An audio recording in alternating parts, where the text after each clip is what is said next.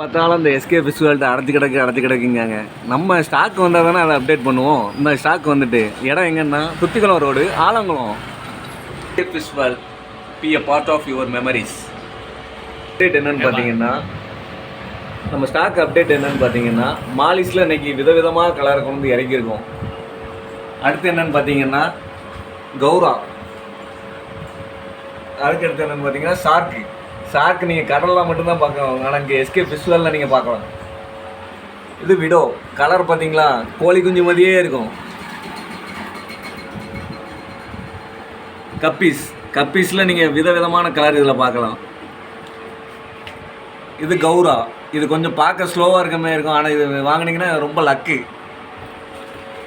ஜீப்ராவில் 4-5 variety இருக்குது நம்மகிட்ட.